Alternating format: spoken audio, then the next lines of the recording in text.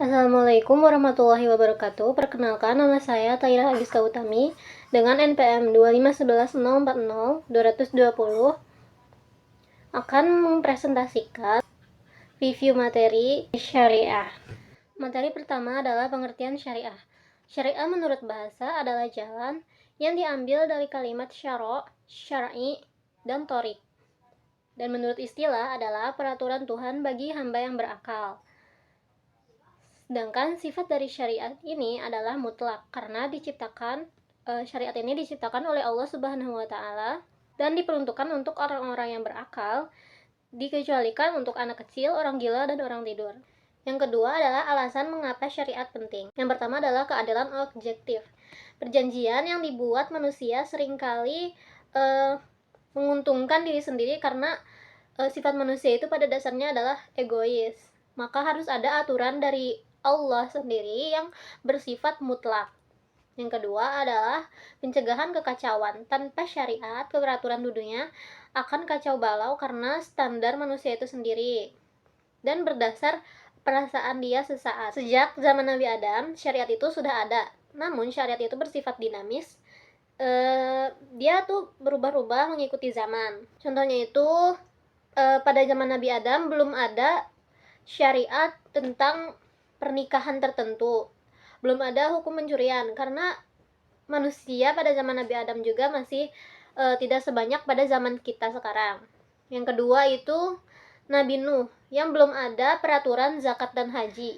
Kemudian di zaman Nabi Musa hukum fisik sangat ketat, jadi najis yang terkena pakaian itu, pakaian kita harus dirobek.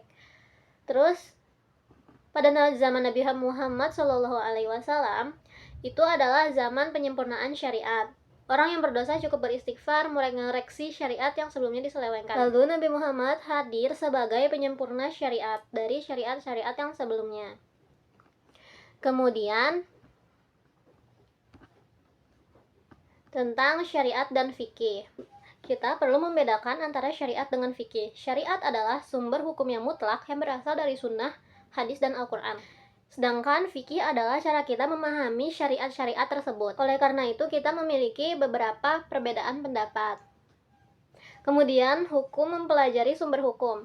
Mempelajari hukum untuk menjalankan kewajiban bersifat fardu ain.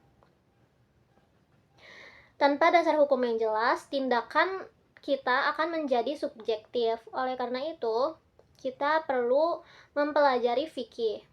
Contoh dari fardu ain sendiri itu adalah sholat itu wajib diketahui praktiknya oleh semua orang, seperti ibadah-ibadah yang wajib yang lainnya.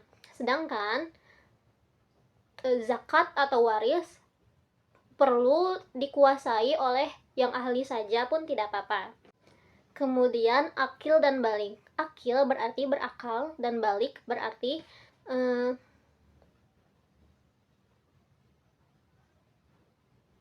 akil berarti berakal, balik artinya sampai umur atau fisik.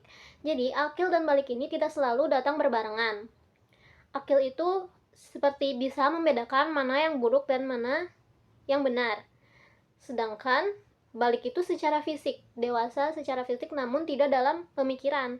Makanya kadang-kadang ada orang yang sudah dewasa namun tidak bisa berpikir secara dewasa karena artinya dia belum akil, tapi sudah balik. Jadi ada juga yang umurnya masih kecil pun dia sudah akil atau berakal, yang bisa membedakan buruk dan baik. Contoh mengapa zaman sekarang ini banyak orang yang sudah balik secara fisik tetapi akilnya sering datang terlambat. Itu karena faktor makanan dan juga lingkungan di sekitarnya.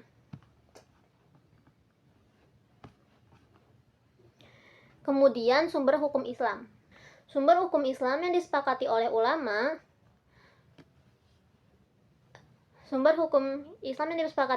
Itu ada dua. Yang pertama sumber utama atau al-adillah al-aisyah al-muttafaq alaiyah, yang berarti sumber yang disepakati oleh para ulama. Itu diambil dari Al-Quran, Sunnah, Ijma, dan Qiyas. Sedangkan sumber sekunder atau al-adillah al-atabiyah al-mukhataflafih, yaitu sumber yang masih diselisihkan, seperti tradisi.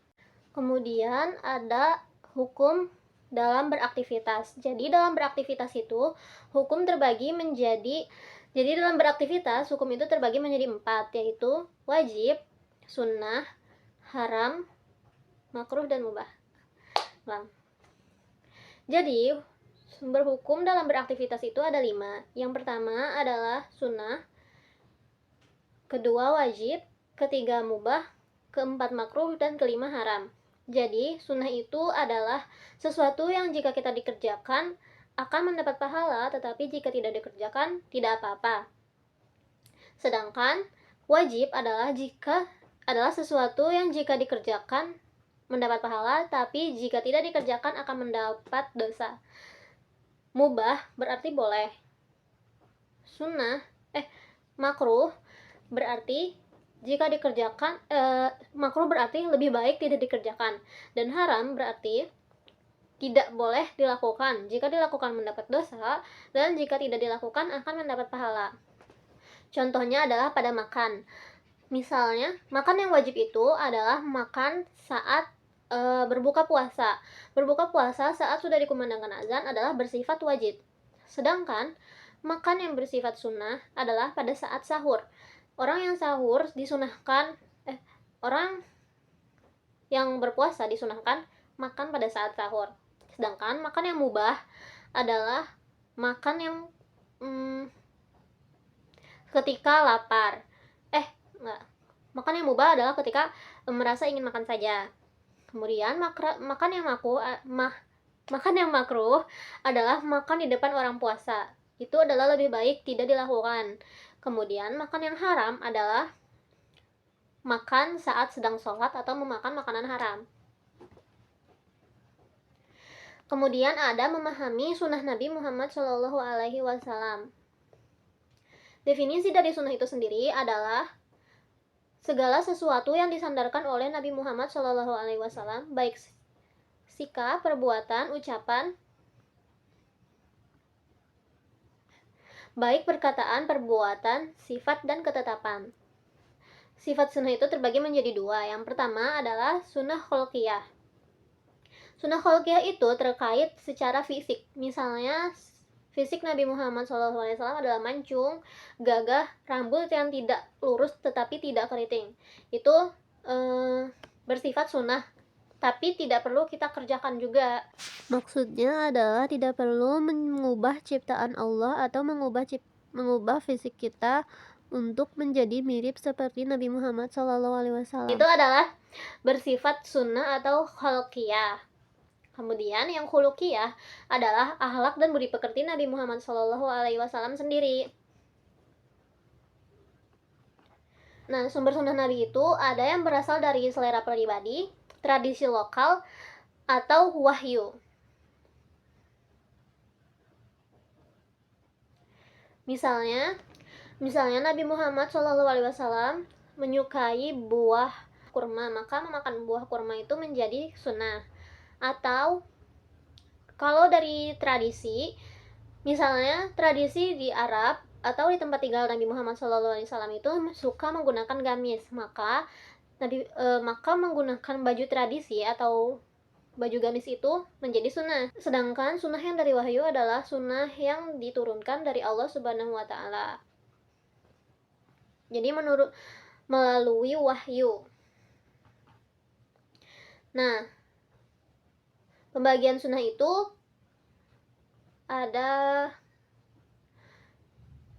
pembagian sunnah sendiri itu ada 2. Yang pertama adalah khusus. Sunnah khusus adalah sunnah yang dikhususkan untuk Nabi Muhammad SAW, seperti tahajud yang diwajibkan untuk Nabi Muhammad SAW, tapi disunahkan untuk kita.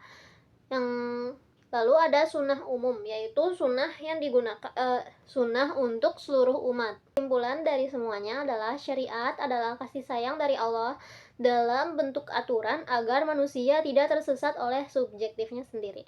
Sekian dari saya. Wassalamualaikum warahmatullahi wabarakatuh. I just had to let you know you're